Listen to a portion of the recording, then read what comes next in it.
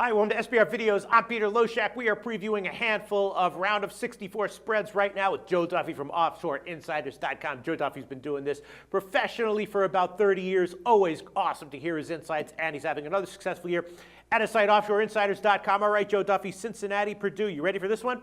I am ready, sir. This is a tough one, right? Very low total, 118.5 or 119. We know it's going to be a low-scoring game. Very close spread. It started around pick'em. Now Purdue's up to 1.5 or 2.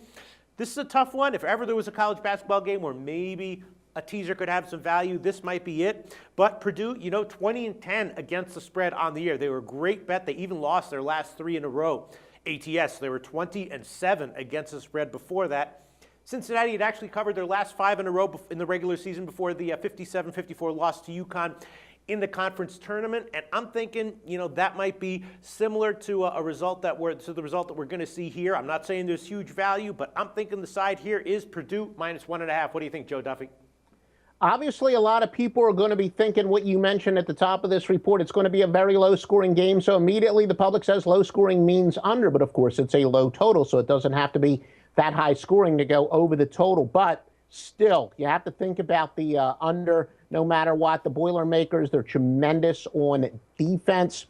They lead the Big Ten in field goal percentage against. They held 11 foes, and Cincinnati 22 teams to under 59 points. So that's combined 33 times these two teams have held their opponents to 59 points or less. But as far as the side, I'm going to actually disagree with you. I'm going to go with Cincinnati. They're playing their best going into the tournament, and unlike the bowls where people think it's great to go into the bowls red hot, that's not true. But in college basketball, it is a little bit different. They closed the season on a 5-game straight-up winning streak, and then they lost in overtime to Connecticut, so they even had a quality loss.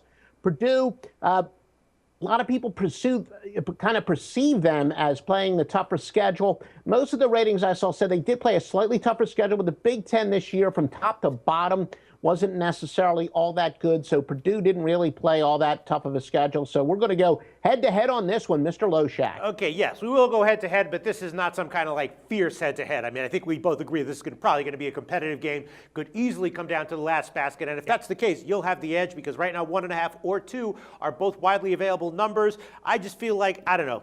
I feel like we're going to see something somewhat similar to what Cincy did in the conference tournament game against UConn. So I'm going to take Purdue minus 1.5. Joe Duffy from OffshoreInsiders.com is going to take Cincinnati plus 2. And Joe, tell everyone about OffshoreInsiders.com before we move on to our next game. Yeah, Mr. March, I'm going to be working my tail off. I know I already have a bunch of winners up for Thursday, Friday. I'm finishing off the write-ups, but we're going to have a humongous big dance, OffshoreInsiders.com. All right. Thanks, Joe.